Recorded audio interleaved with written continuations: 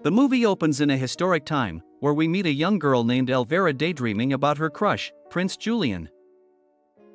Moments later, someone wakes her up, and Elvira carefully clutches a poetry book written by none other than the prince. Next, Elvira, her younger sister Alma, and their mother, Rebecca, climb into a carriage and head off somewhere. They soon arrive at their destination, where an old man named Otto and his daughter, Agnes, are waiting for them. Otto warmly welcomes them to the kingdom of Swedlandia, while Elvira gazes at Agnes and admires her beauty. It turns out that the old Otto and Rebecca are getting married that day. Afterward, Agnes takes Elvira to show her the house and introduces her to a stable boy named Isaac, who greets them awkwardly before rushing off. The girls soon arrive at Elvira's new room, which surprisingly has a view of Prince Julian's castle through the window. Agnes notices Elvira holding the prince's poetry book, so the latter confesses that he's her crush and that she wants to marry him. In the evening, the family gathers for dinner to celebrate the wedding. But suddenly, Otto throws a piece of cake at Elvira's face, leaving her humiliated, and everyone laughs as if it's a joke. However, the laughter fades when Otto suddenly begins gasping for air, and right at this moment, he vomits blood and collapses dead, leaving everyone shocked. The next morning, Agnes is in her room, crying and mourning her father. Elvira tries to comfort her by sharing the pain of losing her own father. But an upset Agnes snaps, revealing that her father would never have gone through with the marriage if they weren't so desperate for money. To Elvira's surprise, Agnes bitterly reveals that Otto only married Rebecca for her wealth. Upon hearing this, Elvira rushes to find her mother to inform her that Otto's family has no money, but she instead finds Rebecca with a group of lawyers, who coldly inform her they're now left with nothing but a few coins. After the lawyers leave, Rebecca is left shattered, as she had only pretended to be rich to trap Otto for his wealth. She wails that no rich man wants an aging woman with 2 daughters. Elvira says she can marry rich, but Rebecca bitterly reminds her how ugly she is, and no man will ever look at her.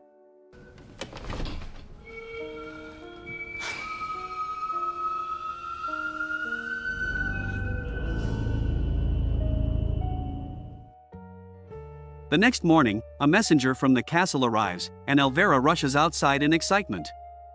The man announces that the king and his son, Prince Julian, have invited all noble virgins to a ball at the castle.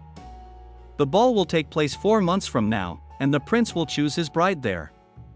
The news excites both Agnes and Elvira, so they eagerly give their names to attend the event.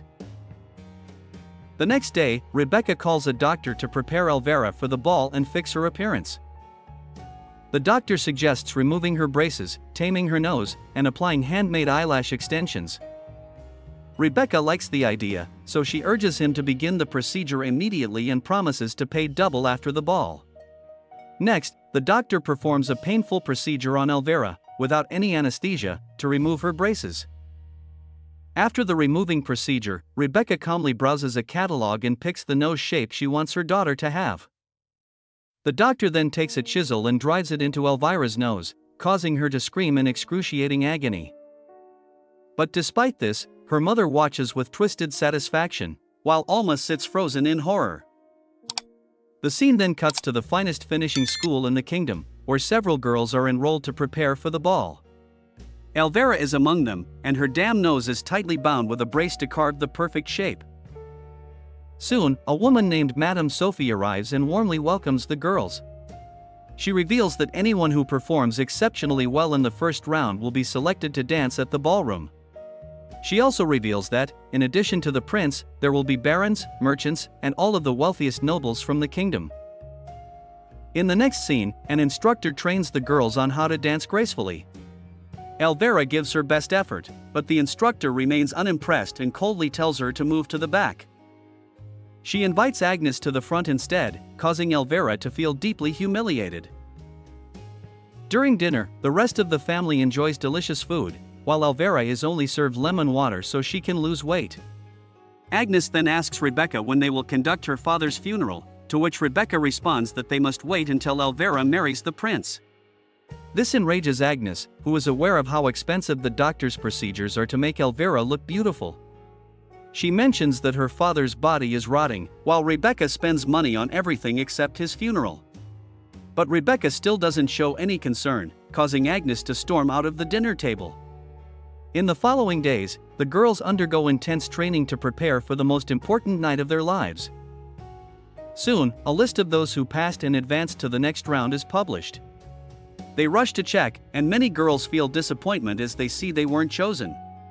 Elvira also checks the list and finds that someone else's name had been crossed out for hers to be written, hence, she loses herself in fantasies of being with Prince Julian.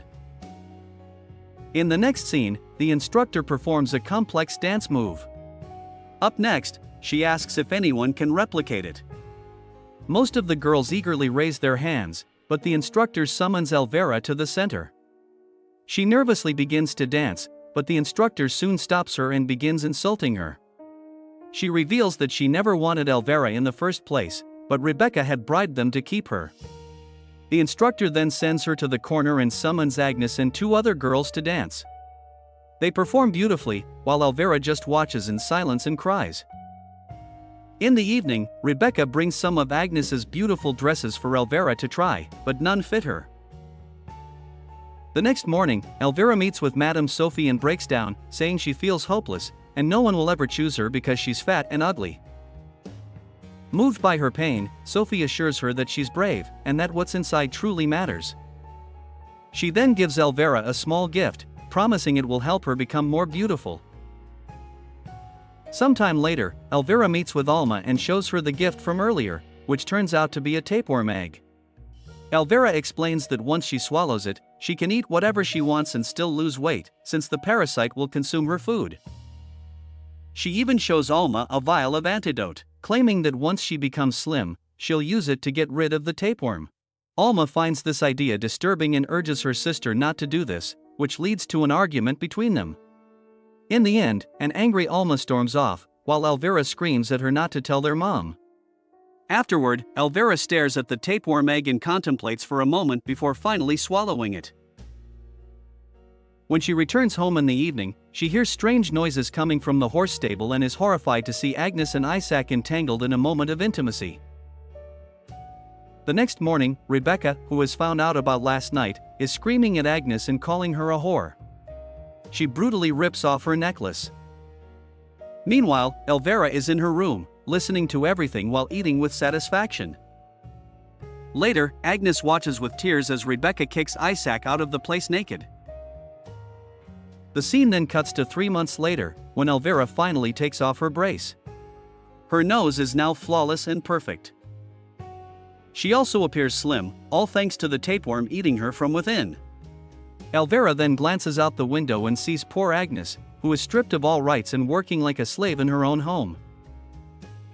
Later, we see Elvira at the doctor's clinic, who is impressed by her perfectly sculpted nose. The doctor then applies drugs to her eyes to relieve the pain before performing the gruesome surgery. He forces her to keep her eyes open, while lashes are sewed onto her eyelids, but Elvira still can feel intense pain and screams as the thread digs through her flesh. In the evening, she is overwhelmed with hunger due to the tapeworm but can't see a thing as her eyes are still covered. She thus stumbles toward the kitchen to find some food, but soon hears footsteps approaching. It turns out to be Agnes, who, despite everything, feels bad for her stepsister and offers her some food. The next day at finishing school, Madame Sophie and the instructor talk about Agnes, who hasn't shown up in months. But according to Rebecca, the girl won't leave her bed and is still grieving her father. Sophie suggests finding someone else to replace her, so the instructor scans all the girls in the room. In the end, she unexpectedly chooses Elvira, who now looks attractive enough to be lead dancer.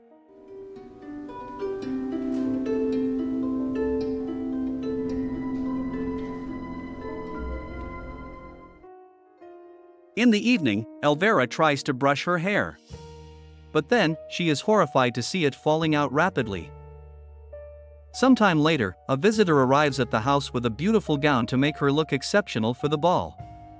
Elvira tries on the dress, and her mom is stunned by how breathtaking she looks. But when the man approaches Elvira, he notices that her hair is too thin and falling. Rebecca grows tense with worry, but the man calms her down and places a huge wig on Elvira to hide the damage. Later that night, Elvira feels extremely hungry because of the tapeworm and begins eating uncontrollably. Agnes, meanwhile, pulls out a beautiful gown as she plans to go to the ball secretly. But unfortunately for her, Elvira sees this and becomes jealous. The two begin fighting, during which Elvira grabs Agnes's gown and tears it to shreds.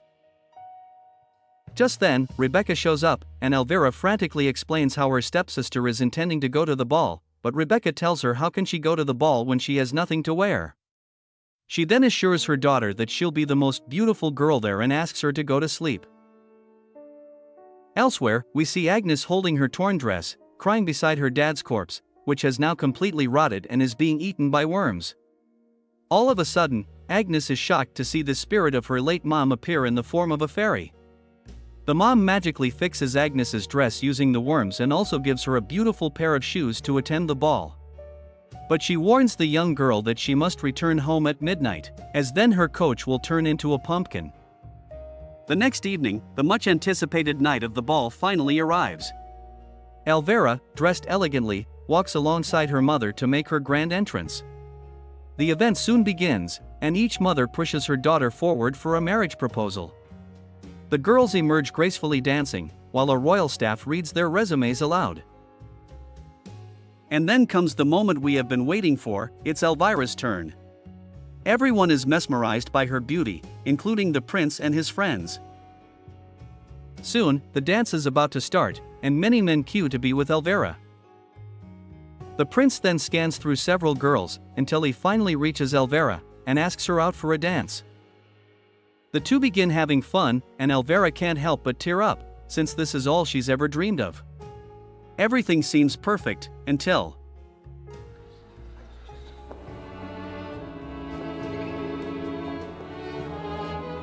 a girl enters the ballroom in a flowing blue dress and captures everyone's attention.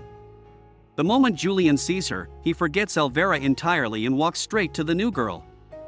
She exudes an ethereal beauty, even though her face remains hidden beneath the veil. This leaves Elvira shattered, and to make matters worse, she begins to feel sick in her stomach. She stumbles to find the bathroom but ends up vomiting on the way. She then discovers several tapeworm eggs in her vomit, making her skin crawl. When Rebecca approaches her, Elvira cries and reveals that she's going to die. But her mom doesn't seem to care and asks her to pull herself together. She slaps Elvira hard and says that even if not the prince, she still has a chance to seduce wealthy noblemen. Afterward, Elvira dances with several men, but her gaze is inevitably drawn to Julian, who is lost in dance with the new girl. Her eyes then flick to her mother, who is shamelessly flirting with multiple men and having the time of her life. At one point, Elvira's heart skips a beat when she notices the new girl without her veil. The shock hits her like a thunderclap when she realizes that it is none other than her stepsister, Agnes. At the same time, midnight strikes, so Agnes rushes out of the ballroom and the prince quickly follows in pursuit. Despite his frantic search, she vanishes into the night, leaving behind only her shoe, so the prince announces that he will marry the girl who will fit this shoe.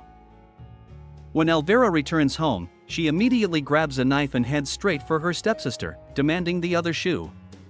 The two girls fight fiercely, and Elvira eventually manages to overpower her stepsister. But just as she's about to stab Agnes, Rebecca appears and stops her, so Agnes seizes the chance to run away, leaving her other shoe behind. Elvira complains that it was Agnes who stole her prince, but Rebecca doesn't seem to care anymore, as she's brought a young man home and just wants to have some fun. She reminds Elvira that she had her chance and she missed it. Afterward, Elvira tries to force Agnes's shoes onto her feet, but they don't fit, leaving her frustrated.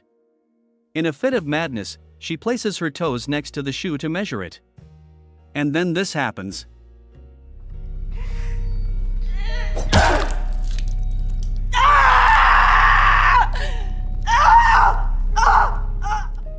She chops them off. Her mother and sister hear her scream. Elvira, in a manic state, insists she must fit the shoes to marry the prince. But an apathetic Rebecca reveals that she has severed the wrong foot, because the prince has shoes for the left. As Elvira collapses from pain, her greedy mom takes the knife and begins to sever the toes of her second foot as well.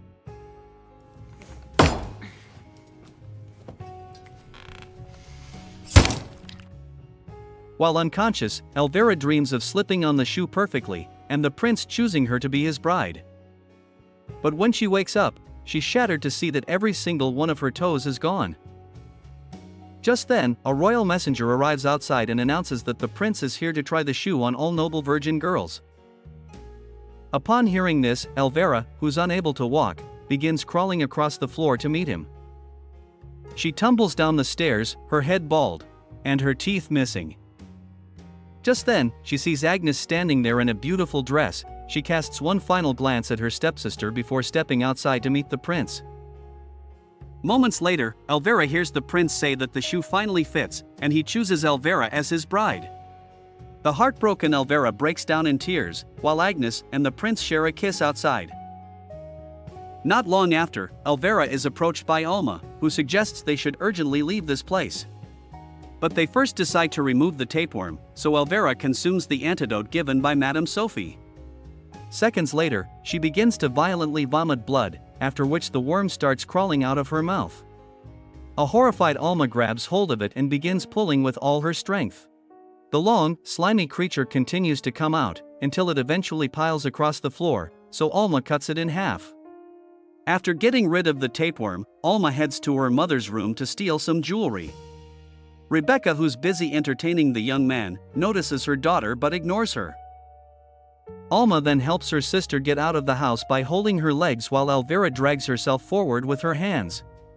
She suggests they hurry up as they need to cross the border before nightfall. It is clear that Alma has freed Elvira from Rebecca's influence and the cruel expectations of a world obsessed with unattainable perfection. Thus, we reach the end of this movie. Thanks for watching. If you like the movie, support us. Don't forget to subscribe for more movie recaps. See you in the next movie. Goodbye.